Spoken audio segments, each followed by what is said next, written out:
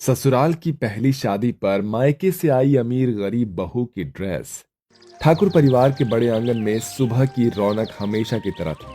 गोपी बहू अपनी सादगी में थी, सबको चाय परोसते हुए, लेकिन आज का माहौल कुछ अलग था। नंद पल्लवी की शादी की तैयारियां जोरों पर थी। वहीं दूसरी ओर हवेली के सामने बने नए हिस्से में एयर कंडीशनर की ठंडी हवा में अनामिका आराम से आईने में खुद को देख रही थी। सिल्क का गाउन, हल्का मेकअप और फोन पर चलती वीडियो कॉल। मॉम सुनो ना, शादी में क्या पहनूं? मुझे तो हर फंक्शन में कुछ नया चाहिए।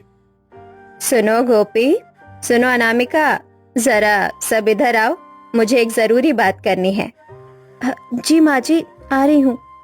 हाँ मॉम, अभी आती हूँ। ना जाने फिर कौन सा संसार भाषण हो गया। दोनों बहुएं आंगन में आकर खड़ी हो जाती हैं। गोपी के चेहरे पर आदर और अनामिका के चेहरे पर ऊब। देखो बेटियों, अब जब हमारी पल्लवी की शादी तय हो गई है तो ठाकुर परिवार की इज्जत भी दांव पर है। मैं चाहती हूँ कि इस शादी में सब कुछ परफेक्ट हो, समझी? ऑफ कोर्स मॉम, मैं तो सब कुछ ब्रांडेड और परफेक्ट ही रखती हूँ। जी माँ जी, जैसा आप कहेंगी वैसा ही होगा। गोपी, तुझे तो खास ध्यान रखना है। देख, तेरा मायका गांव का है, वहाँ के तौर तरीके अलग हैं। पल्लवी की शादी में लोग बड़े बड़े घरों से आएंगे। कहीं तेरे मायके वालों की वजह से ठाकुर परिवार की मर्यादा पर कोई छींटा ना पड़े, समझी? जी माँ जी, मैं समझ गई। माँ जी, वैसे गोपी भाभी के मायके वाले तो अपनी साइकिल पर भी बारात ले जा सकते हैं ना? ओ भाभी, क्या बात कह दी आपने। साइकिल बारात। सब हंसने लगते हैं। गोपी का चेहरा उतर जाता है। बस बस करो पल्लवी, हंसी मजाक अपनी जगह, पर बात गंभीर है। मैं चाहती हूँ कि शादी में दोनों बहुओं के कपड़े उनके मायके से ही आए। अब ठाकुर परिवार की परंपरा है, बहू अपने मायके की झलक शादी में दिखाती है। जी माँ जी, मैं अपनी माँ को कह दूंगी। और कह देना, कपड़े ठाकुर परिवार के लायक हो, कोई सस्ता फटा हुआ कपड़ा नहीं चाहिए। वो तो पक्का माँ जी, ब्रांड के बिना तो मैं कपड़ा देख भी नहीं सकती। हे भगवान, मेरी माँ तो सिलाई करके ही कपड़े जुटा पाएगी, अब ठाकुर परिवार लायक कैसे बनाएगी? मॉम सुनो ना, अब पल्लवी की शादी में मुझे हल्दी, मेहंदी, संगीत, शादी और रिसेप्शन, हर फंक्शन के लिए अलग अलग आउटफिट चाहिए, वो भी डिजाइनर। कुछ नया और एक्सक्लूसिव भेजो। अनामिका बेटी, पिछली बार के ड्रेस अब तक अलमारी में रखे हैं, तूने पहने भी नहीं, और अब फिर इतने पैसे उड़ाने की बात। मॉम प्लीज, ठाकुर हवेली की शादी है, मैं कोई गांव की बहू थोड़ी हूँ जो एक ही साड़ी में 4 फंक्शन निपटा दूं। अनामिका बस करो, तुम्हारी ये फिजूल खर्ची अब नहीं चलेगी। जो कपड़े तेरे पास हैं वही पहनना, नहीं तो कुछ नहीं भेजा जाएगा। डैड, आप दोनों कभी मेरी इज्जत नहीं समझेंगे। चाहे जो हो, मैं ठाकुर हवेली की सबसे ग्लैमर बहू। गोपी का घर मिट्टी की दीवारों वाला, आंगन की तुलसी, चौरा और रसोई में लकड़ी का चूल्हा। माँ माया देवी अपने पुराने सिलाई मशीन पर कपड़ा सिल रही है, तभी फोन की घंटी बजती है। हेलो गोपी बेटा, कैसी है तू? माँ, मैं ठीक हूँ। माँ जी ने कहा है कि पल्लवी की शादी में हमें अपने मायके से कपड़े लाने हैं। वो कह रही थी कि कपड़े ठाकुर परिवार के लायक होने चाहिए। अरे बाप रे, ठाकुर परिवार के लायक? बेटा, हम तो मुश्किल से घर चला पाते हैं, अब क्या करें? माँ चिंता मत करो, बस अपने मन से बनाना, जैसी भी पोशाक आप बनाओगी मैं पहन लूंगी। ठाकुर परिवार का लायक होना नहीं, मेरे दिल का प्यार उसमें होना जरूरी है। अरे बिटिया, तू तो अपने बाप की तरह सच्ची सोने की बनी है। माया देवी कपड़े के टुकड़े, पुराने जरकन और बचा हुआ सितारा निकालती है और गोपी के लिए धीरे धीरे सिलाई शुरू करती है। अब देखो ठाकुर बहू, तेरी माई अपनी बिटिया के लिए अपनी जान लगा देगी। दिन बीतते जा रहे थे। हवेली में शादी की हलचल बढ़ती जा रही थी। महंगे फूल, डेकोरेशन, डीजे की तैयारी, लेकिन गोपी हमेशा सबसे पीछे रहकर सबका काम संभाल रही थी। भाभी देखो ना, गोपी भाभी पूरे दिन झाड़ू पोछा ही करती रहती है, इन्हें तो अपने कपड़े के बारे में भी पता नहीं होगा। पल्लवी, गांव की बहुएं फैशन नहीं जानती, बस सेवा करना जानती है। वैसे मुझे तो इनकी सादगी पर तरस आता है। तरस मत खाइए दीदी, बस खुश रहिए, मैं तो अपने काम से ही खुश हूँ। वाह, बड़ी दार्शनिक बातें करने लगी आजकल। अनामिका, गोपी पर ताना मारने से तुम्हें क्या मिलता है?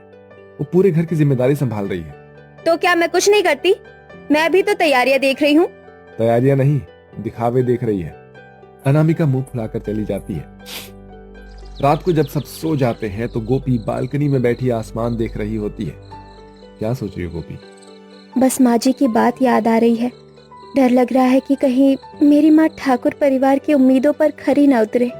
अरे पगली, तेरी माँ जो प्यार से बनाएगी वो लाखों के कपड़ों से भी ज्यादा खूबसूरत होगा। तू बस खुद पर भरोसा रख। आप भी ना हमेशा दिल को सुकून दे देते हैं। इस तरह से कुछ दिन बीत जाते हैं और एक रोज दोनों बहुओं के मायके से पार्सल आता है। सारा परिवार आंगन में इकट्ठा होता है।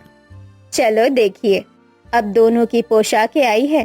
पहले अनामिका की खोलो। पार्सल खोला जाता है। अंदर चमचमाता डिजाइनर लहंगा है।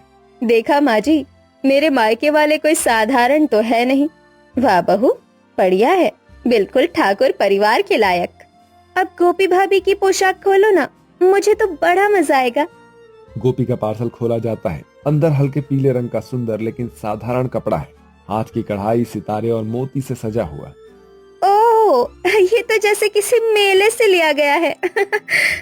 भाभी, ठाकुर हवेली की शादी है, ना कि किसी गांव की चौपाल की। ठीक है, कम से कम साफ तो है। पर गोपी, अगली बार ध्यान रखना। जी माँ जी, धन्यवाद।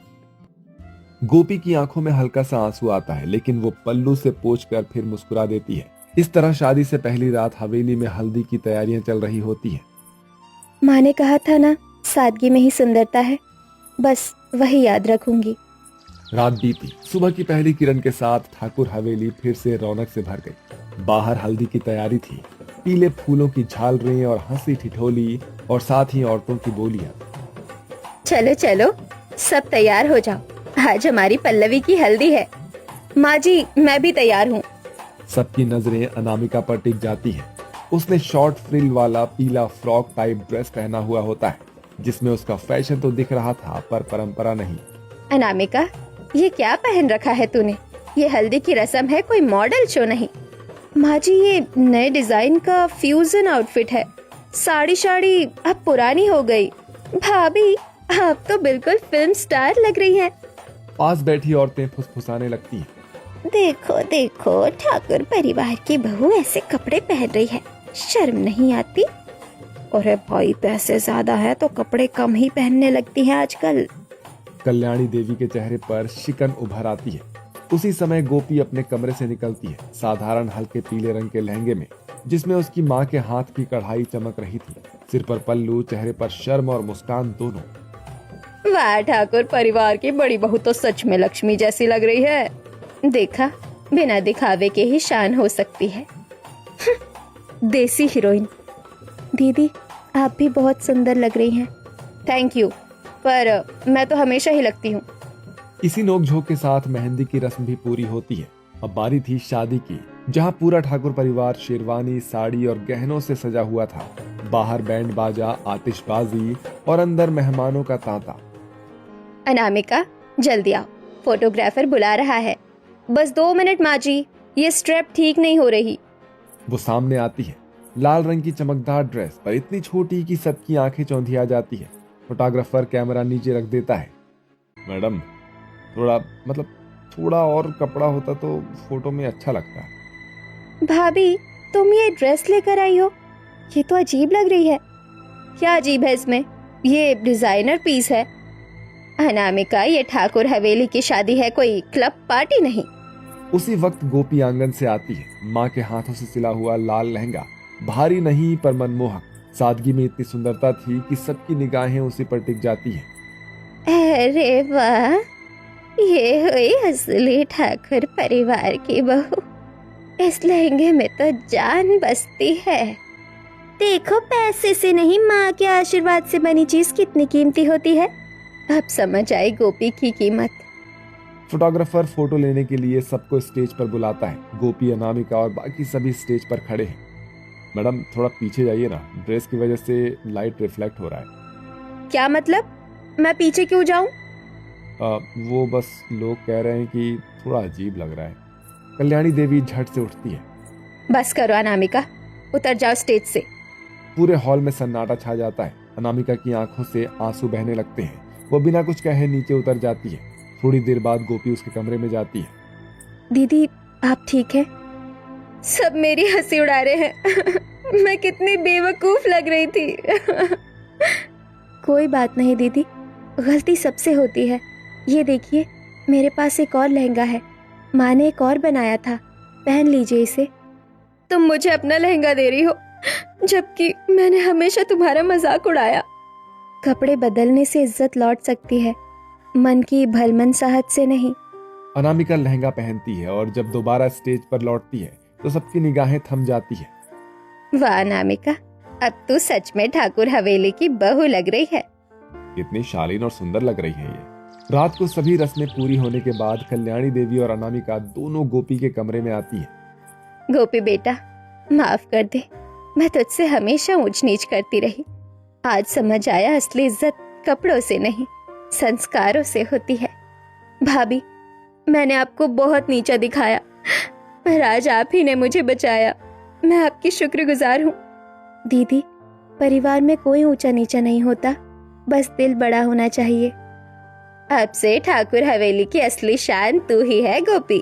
तीनों एक दूसरे को गले लगा लेती हैं। शादी खत्म हो चुकी है, मेहमान जा चुके हैं। आंगन में हल्की हवा चल रही है। गोपी तुलसी चौरे में दीपक जला रही है। देखा गोपी, मैंने कहा था ना कि तेरी माँ के हाथ का बनाया कपड़ा सबसे कीमती होगा। सही कहा आपने। माँ का प्यार और अपने संस्कार, यही तो असली गहना है।